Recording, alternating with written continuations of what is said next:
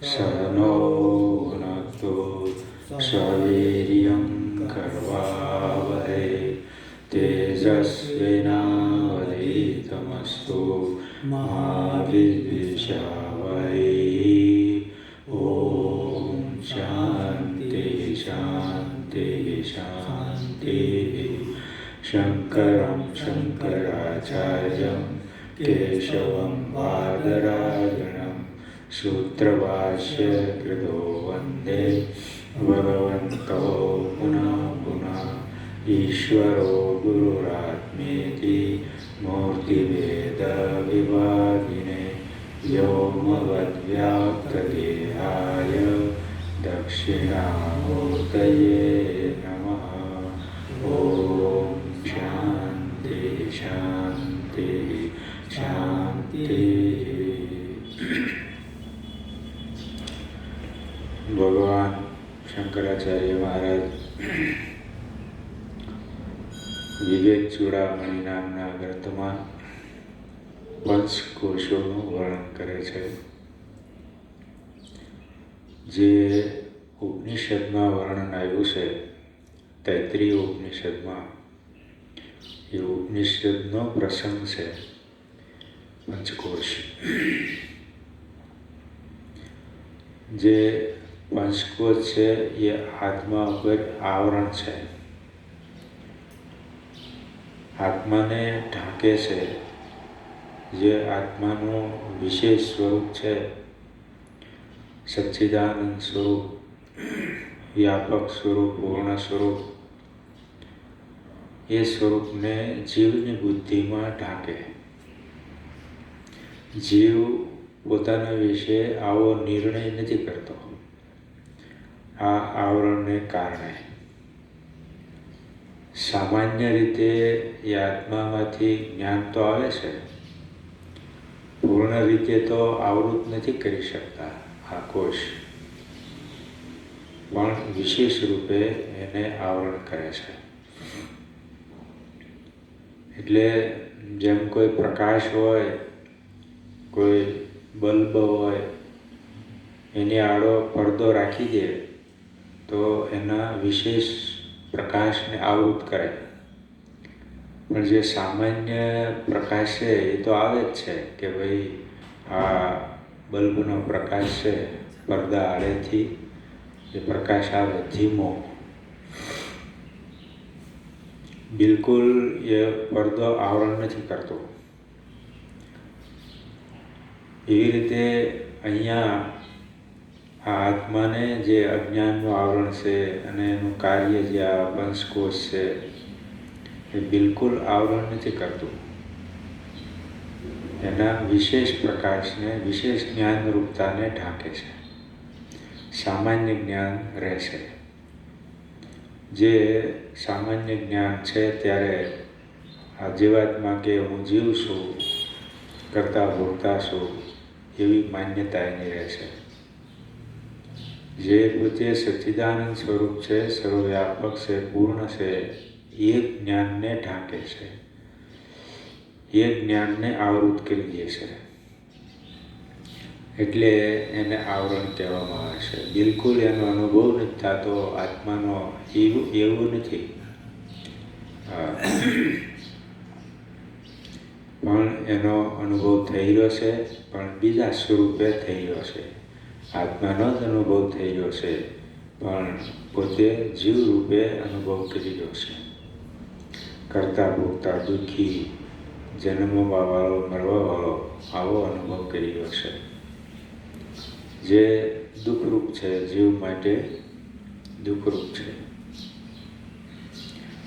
તો આ આવરણ જો હટાવવામાં આવે, સમજવામાં આવે અને એમાંથી અહંબુદ્ધિને દૂર કરવામાં આવે કે આ આવરણો હું નથી, આ પંચકોશ હું નથી, હું તો શુદ્ધ આત્મા છું.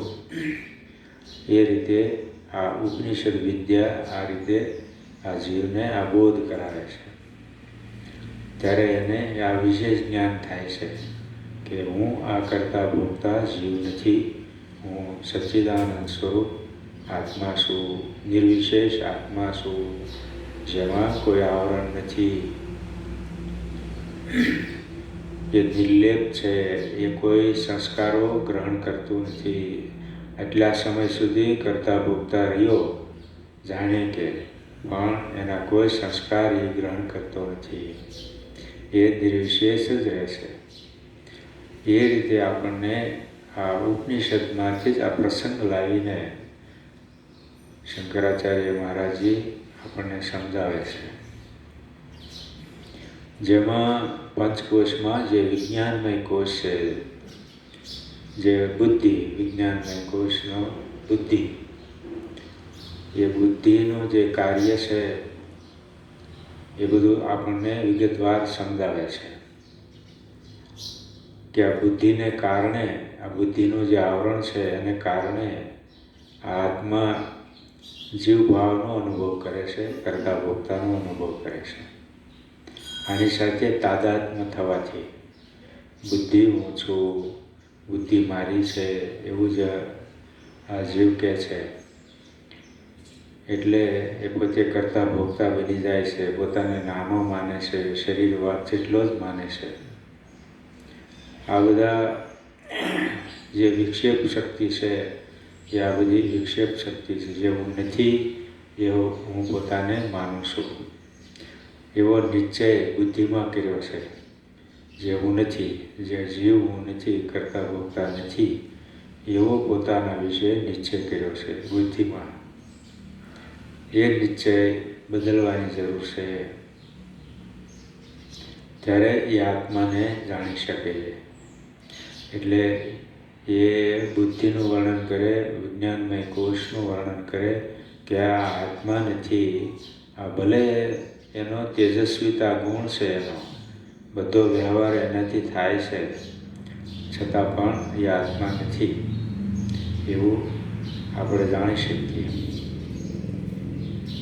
એ દૃષ્ટાંત આપીને સમજાવે છે કે અગ્નિનો કોઈ વિશેષ આકાર નથી, સામાન્ય આકાર છે અને આપણે જોઈ શકીએ છીએ.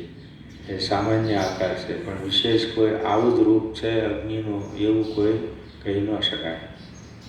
એ તો જેવી ઉપાધિ હોય એવું રૂપ એનું દેખાય. એ લાંબુ ઈંધણ હોય, લાંબુ લાકડું હોય ને સળગતું હોય તો અગ્નિ લાંબો દેખાય. ગોળ લાકડું હોય તો એ ગોળ અગ્નિ છે એવું દેખાય. અથવા તો એ લાકડાને છેડે અગ્નિ સળગાવી અને ગોળ ગોળ ફેરવે તો અગ્નિ ગોળ દેખાય. પણ એ રૂપ એના વિશેષ રૂપ છે, વાસ્તવિક નથી.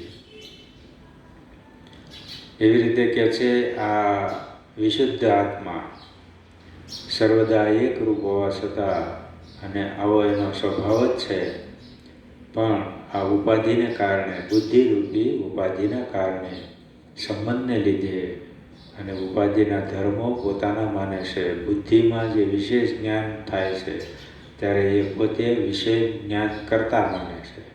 એ મારાથી આ બધું જ્ઞાન થાય છે, પણ વિશેષ જ્ઞાન કોઈ આત્મામાં હોતું નથી. આત્મા સાથે ઉપાધિ જોડાય ત્યારે વિશેષ જ્ઞાન થાય. એ આપણે સુષુપ્તિમાં જોઈએ છીએ. સુષુપ્તિમાં કોઈ વિશેષ જ્ઞાન નથી. જ્યારે બુદ્ધિ એ વખતે લીન થઈ ગઈ હોય, સૂઈ ગઈ છે, એટલે વિશેષ જ્ઞાન થવાના જે કારણો છે એ નથી. માટે કોઈ સુષુપ્તિમાં વિશેષ જ્ઞાન થતું નથી. જો આત્મામાં વિશેષ જ્ઞાનની સ્વભાવ હોય તો એ કાળે પણ વિશેષ જ્ઞાન થવું જોઈએ. આત્મા તો રહે છે, ઉપાધિ લીન થઈ જાય છે, પણ આત્મા તો રહે છે. માટે આ વિશેષ જે બધી કરતા ભોગતા જીવ, આ બધું વિશેષ જ્ઞાન કહેવાય. જગતના પદાર્થોનું જ્ઞાન આ બધું. એટલે આ ઉપાધિને કારણે છે, અને આ ઉપાધિ કે છે અનાદિ છે. ક્યારથી આપણને આ ઉપાધિ સાથે સંગ થયો એ આપણે કહી શકીએ એમ નથી. એટલે અને અનાદિ કે છે, અનાદિકાળથી આ ઉપાધિ છે. એ નિશ્ચય કર્યો છે કે સકળ જગતના અધિષ્ઠાન જેવો પરમાત્મા, એ આ આત્મા છે, એ આ સમષ્ટિનું કારણ છે. એટલે એને બ્રહ્મ કહે શાસ્ત્રમાં. એ આત્મા જ બ્રહ્મ છે, કોઈ બે વસ્તુ નથી કે બ્રહ્મ અને આત્મા એવી બે વસ્તુ અને જ્ઞાનકાળ એક થાય એવી વાત નથી. એ તો સમજાવવા માટે કહેવામાં આવે, બાકી વસ્તુ એક જ છે, આત્મા કહો કે બ્રહ્મ કહો. સમષ્ટિ વષ્ટિને કારણે નામ જુદા, સમષ્ટિમાં બ્રહ્મ કારણ કહેવાય, વ્યષ્ટિમાં આત્મા છે. માટે આ પરમાત્મા એટલે બ્રહ્મ મૂળ સ્વરૂપે કે સ્વભાવે તો માત્ર સદા એકરૂપ રહેનારો નિર્વિકારી છે, અપરિવર્તનશીલ છે, નિરુપાધિક, એમાં કોઈ ઉપાધિ નથી, કોઈ વિશેષતા નથી. છતાં એ નિર્વિકારી કહે છે કે આ લોખંડના જે ઓજારો હોય એ ઓજારોને તપાવે તો એ અગ્નિ એમાં પ્રવેશી જાય અને એ ઓજાર અનુસાર અગ્નિ દેખાય. કે લોઢાના ઓજાર હોય, તલવાર હોય તો એ રીતે તલવાર જેવો આકાર ધારણ કરે અગ્નિ, દાંતરડું હોય તો દાંતડા જેવો આકાર ધારણ કરે, ચીપીઓ હોય તો એવું આકાર ધારણ કરે.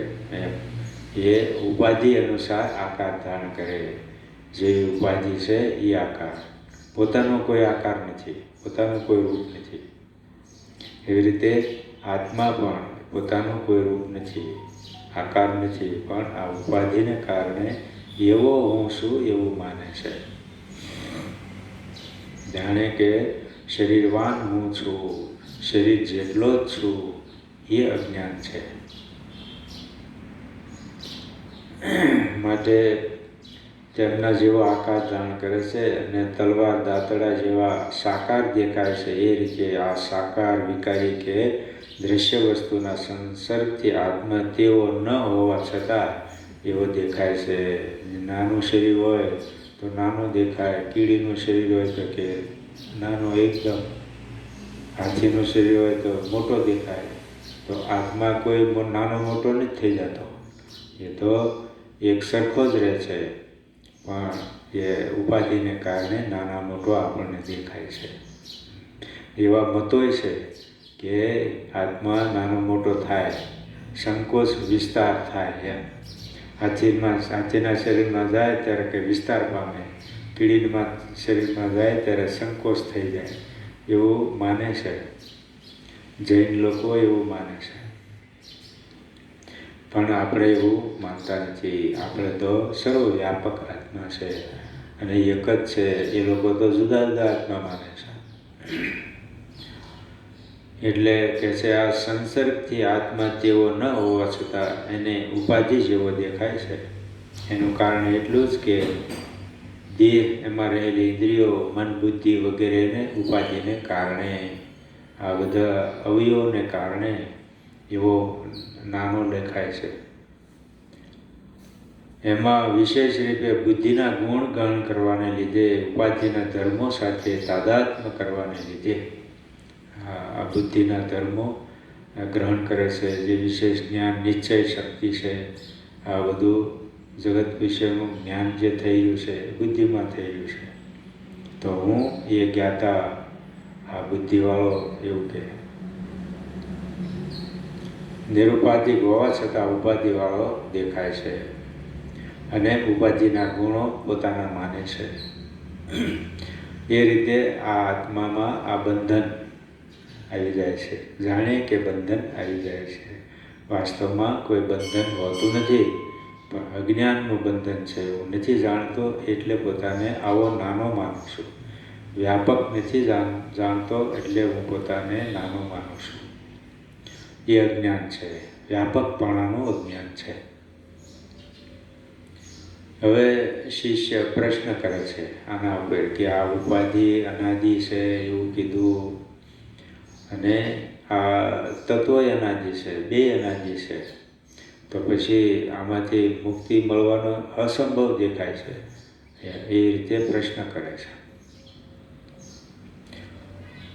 શિષ્ય ઉવાચ ભ્રમેણાપી અન્યથા વાસ્તુ જીવભાવ પરાત્મનઃ તદુપાદેર અનાદિત્વાत् અનાદેર્નાશયિષ્યતે. શિષ્ય કહે છે કે ભ્રમને લીધે હોય કે બીજા કોઈ કારણે હોય, પણ પરમાત્માનું જીવપણું એની આ બુદ્ધિરૂપી ઉપાધિ અનાદિકાળની છે. એવું તમે કીધું કે અનાદિકાળથી આ તાદાત્મ્ય, આ બુદ્ધિ, આ પ્રકૃતિ, માયા, આ બધું અનાદિકાળથી છે. તેથી જે અનાદિ હોય એનો નાશ કેવો યોગ્ય નથી. જેની ઉત્પત્તિ નથી થઈ અને અનાદિ છે તો એનો નાશ કઈ રીતે થાય? એવો નાશ થવો યોગ્ય નથી, એવી શંકા એને થાય છે. અને આગળ કહે છે, આથી તેનો જીવ પણ નિત્ય થશે. આ જીવભાવ પણ નિત્ય રહેશે.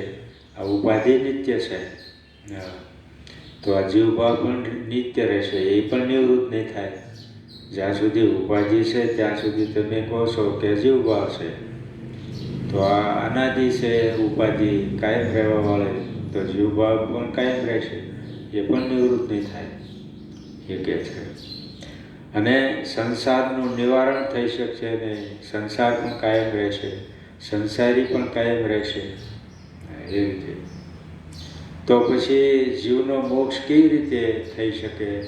તમે મુક્તિની વાત કરો છો, આ જીવ મુક્ત થાય છે, બ્રહ્મ સ્વરૂપ થાય છે, તો મુક્તિ કેવી રીતે થાય? આ તો અનાદિ છે ઉપાધિ. આ બધું મને વિસ્તારથી સમજાવો એમ શિષ્ય કહે છે. એ શિષ્યનો પ્રશ્ન છે, એ આ બધાનો જ પ્રશ્ન છે. એટલે આપણા શાસ્ત્રની વિશેષતા છે કે પ્રશ્ન કરે અને એનો જવાબ રૂપે શાસ્ત્ર છે. પ્રશ્ન કરવાની છૂટ છે. પ્રશ્ન કરી શકે અને મનમાં જે કાંઈ પણ તર્ક થતા હોય એ બધા એ તર્ક બતાવી શકે પ્રશ્ન રૂપે, અને એનો જવાબ પ્રાપ્ત કરી શકે. આપણે ત્યાં શ્રદ્ધાથી આ બધું માની લેવું એવું જ્ઞાનમાં નથી.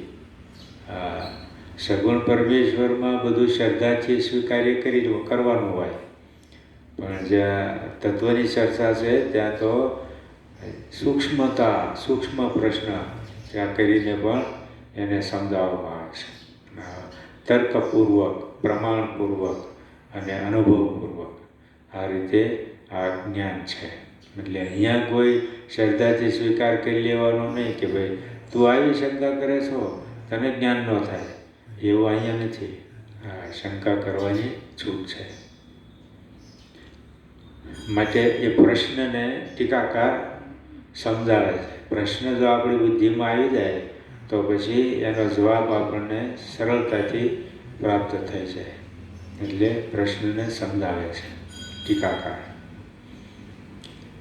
અન્નમય, પ્રાણમય, મનોમય અને વિજ્ઞાનમય કોષના વિવેચન બાદ આત્મતત્વનો પરિચય આ 2-3 શ્લોકમાં આપે છે. અને નિત્ય મુક્ત હોવા છતાં કેવી રીતે બંધનમાં પડવું પડે છે? અગર તે નિરાકાર હોવા છતાં કેવી રીતે સાકાર થાય? એ પ્રશ્ન કરે છે કે આ મુક્ત જ છે. તમે કહો છો કે આ બ્રહ્મતત્વ, આત્મતત્વ મુક્ત જ છે, એમાં વિદ્યા માયા કાંઈ છે નહીં, તો પછી આ બંધનમાં કેવી રીતે પડવું પડે છે? તો જીવ તો એનાથી એક જ છે, તો આ તો બંધનનો અનુભવ કરે છે, તો એમાં બંધન કેવી રીતે આવી શકે? કેમ બંધન આવ્યું? બંધનમાં એને કેમ રહેવું પડે છે? અને કે જે નિરાકાર હોવા છતાં સાકાર કેવી રીતે બન્યો? આ બધી વસ્તુ રૂપે, જગત રૂપે, જીવ રૂપે સાકાર કેમ થયો? નિર્વિકારી હોવા છતાં શા માટે વિકારી બને છે? આમાં પરિવર્તન કેમ આવે છે? તથા અનાદિ અને અનંત હોવા છતાં પોતે પોતાને કેવી રીતે આદિ અને અંતવાળો ગણે છે? કેમ એ અંતવાન માને છે, મૃત્યુવાન માને છે, જન્મવાન માને છે? એવી સમજણ આપવામાં આવી. આ બધું વર્ણન તો થઈ જ ગયું છે, પણ આ એકવાર સાંભળવાથી આપણને આવું જ્ઞાન થતું નથી. એટલે વારંવાર એને સ્પષ્ટતા માટે પ્રશ્ન કરે છે. ત્યારે આ બધું વર્ણન તો થઈ ગયું, તત્વનું પણ વર્ણન કર્યું છે, ઉપાધિનું પણ વર્ણન કર્યું છે. એટલે કે છે અહીંયા સાંભળીને જ શિષ્યના મનમાં શંકા થાય છે. આ બધું શિષ્ય પ્રતિક્રિયા રહિત થઈને શ્રવણ કરી રહ્યો હતો, પરંતુ અંતે એના મનમાં શંકા જાગી અને પોતાની શંકાને એણે 2 શ્લોકમાં અભિવ્યક્ત કરી છે કે હે ગુરુદેવ, આપનો ઉપદેશ મેં શ્રદ્ધાથી સાંભળ્યો, પરંતુ મને સમજાતું નથી કે જે આત્મા અનાદિ છે, અનંત છે, સર્વવ્યાપ્ત છે, સર્વાધાર છે, અવિકારી છે, આ બધું એના સ્વભાવ છે, આવો નિર્લેપ નિરુપાધિક એ આત્મા છે. અને મનોભ્રાંતિ, અવિદ્યા કે અજ્ઞાનને લીધે અગર કોઈ અન્ય ભ્રમને કારણે જીવ બનવું પડે છે, બીજા કોઈ કારણસર કે ભ્રાંતિ કો, વિદ્યા કો, જ્ઞાનને કારણે આને જીવ બનવું પડે. કોને? બ્રહ્મને. બ્રહ્મને જીવ બનવું પડે છે. તો ભલે એમ થયું, આ જીવ બની ગયો, એ વાત સ્વીકારવી જ પડે છે, પરંતુ નિરુપાધિક આત્માને ઉપાધિવાળા સૌપાધિક બનવું પડે. એવી ઉપાધિ જો અનાદિ હોય તો જીવભાવ પણ અનાદિ થયો, તો જીવભાવ એ અનાદિ થયો કહેવાય. આ અનાદિ ઉપાધિને કારણે એ બ્રહ્મ જ આ જીવભાવને પ્રાપ્ત થયો. અને આ ઉપાધિ અનાદિ છે, માટે તેમ કહેવાય છે. આપે પણ જીવભાવને અનાદિ તરીકે સમજાવ્યો કે આ જીવભાવ અનાદિકાળથી છે. ક્યારથી જીવભાવ થયો એ કહી શકાય એમ નથી. એ કોઈ આપણને એ કાળ સુધી આપણી બુદ્ધિ પહોંચે એમ નથી. એટલે એને અનાદિ કહેશે આ જીવભાવ થયો. આવી વાતથી મને શંકા થાય છે કે જો ઉપાધિ કે જીવભાવ અનાદિ હોય તો તેનો આરંભ, પ્રારંભ, જન્મ કે શરૂઆત જ ન હોય તો સ્પષ્ટ છે કે જીવભાવનો અંત પણ ન થાય, અંતય નહીં થાય. કારણ કે આદિકાળથી આવે છે, અંત નહીં થાય, એ શંકા છે. તેમજ હોય તો જન્મ મરણ રૂપી ચક્ર પણ કોઈને માટે અટકે નહીં. જ્યાં સુધી જીવભાવ છે ત્યાં સુધી જન્મ મરણ રહેવાનું છે, એ ચક્ર અટકશે નહીં. આમ થવાથી તો ભારે અનર્થ થાય. એટલું જ નહીં, પરંતુ અનાદિ જીવભાવથી તો કોઈને પણ ક્યારેય મોક્ષ પણ મળી ન શકે. મોક્ષ કોઈનો થશે નહીં, કારણ કે જીવભાવ અનાદિ છે. તથા પ્રત્યેકને જીવ રૂપે જ રહેવું પડશે, રહેવું પડે, કારણ કે અનાદિ છે. એટલે માટે હે ગુરુદેવ, મારી શંકાનું સમાધાન કરી મને સમજાવો કે આ જીવભાવનો અંત થાય કેવી રીતે? કેવી રીતે આ જીવભાવને આપણે દૂર કરી શકીએ? એ ઉપાય બતાવો. અને મોક્ષ મળે કેવી રીતે? આ જીવભાવ દૂર થયા વગર તો મોક્ષ મળવાનો નથી. અને જીવભાવ તો અનાદિ છે, તો એ નિવૃત્ત થાય એવું લાગતું નથી. આપણને શરૂમાં એમ થાય કે ભાઈ આ તો કાંઈ અસંભવ છે, હું કરતા ભોગતા નથી, શરીરવાન નથી, આવું માનવું એ તો અસંભવ લાગે છે. એટલે કે છે કે આ મોક્ષ કેવી રીતે મળે અને ઉપાધિ નિવૃત્ત કેવી રીતે થઈ શકે? આ ઉપાધિને કેવી રીતે નિવૃત્ત કરવી? એ તો ઈશ્વરની રચના છે એમ પણ કીધું. આ ઈશ્વરની રચના છે, એને જીવ કેવી રીતે દૂર કરી શકે? તો એના જવાબમાં ગુરુજી ઉત્તર આપે છે. શ્રી ગુરુ વાચ સમ્યક પૃષ્ટમ ત્વયા વિદ્વન સાવધાનેન તત્સૃણુ પ્રમાણિકી ન ભવતી ભ્રાંત્યા મોહિત કલ્પના. કે છે એ તત્વજ્ઞાની ગુરુ છે જે બ્રહ્મને સ્પષ્ટ રીતે પોતાના આત્મા સ્વરૂપે અનુભવ કરી રહ્યા છે. એવા જે ગુરુ છે શ્રોત્રિય બ્રહ્મનિષ્ઠ કહે છે કે હે વિદ્વાન, આ શિષ્યને પણ વિદ્વાન કહે છે, કારણ કે આવો પ્રશ્ન કરવો એ વિચારપૂર્વક જ થઈ શકે. આત્મ વિશે કંઈ જાણવાની ઈચ્છા હોય, કંઈક જાણ્યું હોય એ જ વ્યક્તિ કરી શકે. એટલે એને પણ વિદ્વાન કહે, એની પ્રશંસા કરે છે. એવું નહીં મૂર્ખ, તને મેં અત્યાર સુધી સમજાયું, કાંઈ સમજ્યો નહીં, ક્યાં ધ્યાન હતું તારું, એવું નહીં, એની પ્રશંસા કરે કે વિદ્વાન, તે ઠીક પ્રશ્ન કર્યો, તારો પ્રશ્ન ઠીક કર્યો છે, તને કંઈક આમાં સમજ પડે છે એવું લાગે છે. હવે એનું સમાધાન કે છે, સાવધાન થઈને સાંભળ, એકાગ્ર ચિત્તે. અત્યાર સુધી કદાચ એકાગ્ર ચિત્તે ન થયું હોય તો હવે એકાગ્ર ચિત્તે સાવધાન થઈને સાંભળ એમ કે આ ભ્રમને લીધે ઉપજેલી આ મોહયુક્ત છે. It's 9:30 a.m. આ બધું જે બુદ્ધિ છે, મન છે, આ પ્રકૃતિ છે, આ બધું ભ્રમને લીધે છે એમ. કોઈ વાસ્તવિક તત્વ નથી. આ બધું જે બધું વર્ણન કરી રહ્યા છે એ શાસ્ત્ર જ વર્ણન કરે છે, એટલે કે આને સત્ય માનવાની જરૂર નથી. એ તો વર્ણન કર્યું કે આ મિથ્યા છે, અને જે આનું વર્ણન કર્યું છે એ મિથ્યા છે, આ કોઈ તત્વ નથી, એ રીતે શાસ્ત્ર કહે છે. શાસ્ત્રમાં જે સૃષ્ટિની ઉત્પત્તિનું વર્ણન છે એ કોઈ સત્ય નથી માનવાનું કે શાસ્ત્ર એ ઉપનિષદમાં છે એટલે સત્ય છે, એવું નહીં.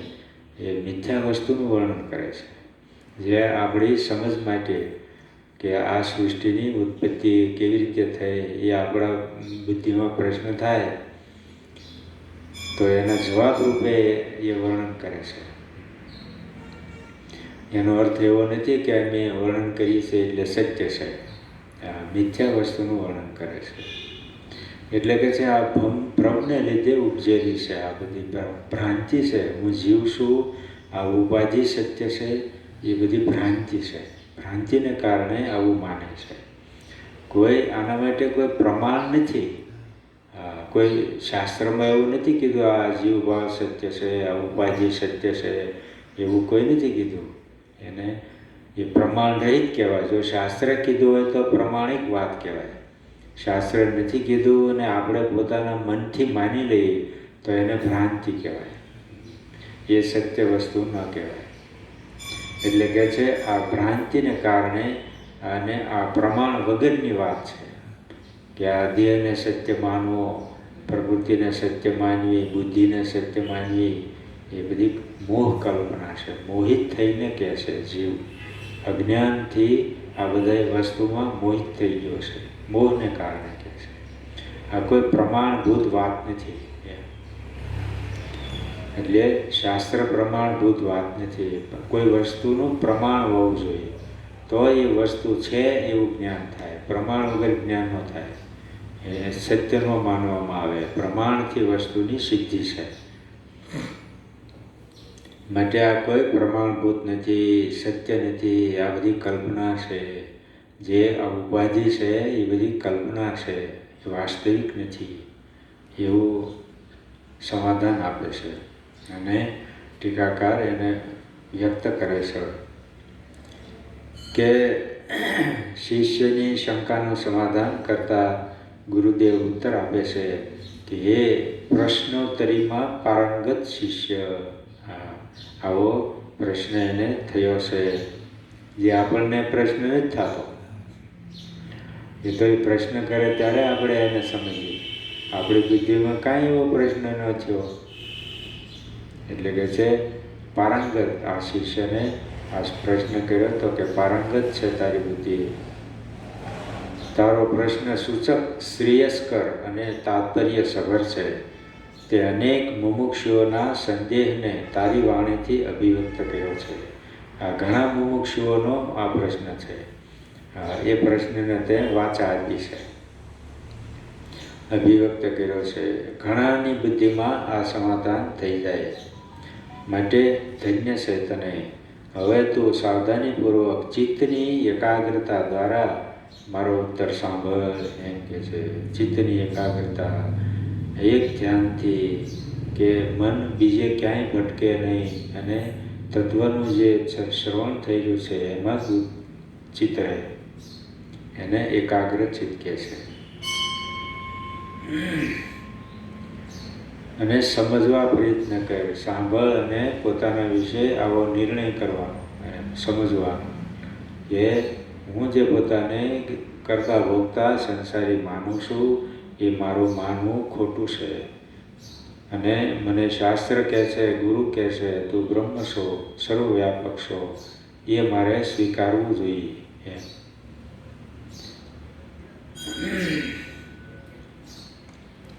એટલે એ સમજણ કહેવાય, સમજો કહેવાય.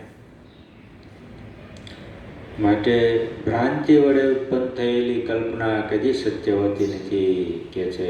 કલ્પના હોય ક્યારેય સત્ય હોતી નથી. આ ભ્રાંતિથી કલ્પના ઉત્પન્ન થઈ છે.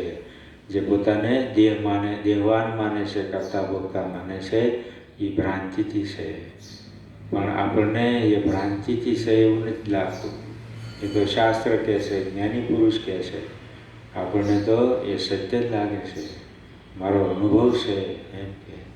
અનુભવને ખોટો ન કહેવાય, એ પણ ખોટો અનુભવ છે.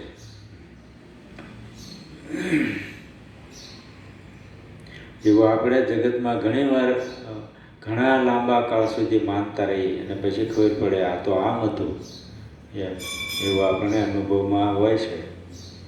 એવી રીતે આ લાંબા કાળથી આ ભ્રાંતિ ચાલી આવે છે. એટલે સત્ય લાગે, ભ્રાંતિ નથી પણ સત્ય લાગે છે. લાંબા કાળથી, અનાદિકાળથી આ દેહભાવ આપણે અનુભવ કરી રહ્યા છીએ. એટલે આપણને સત્ય લાગે છે, ભ્રાંતિ નથી લાગતું. ભ્રાંતિ કોઈ કહે તો સ્વીકારતા નથી.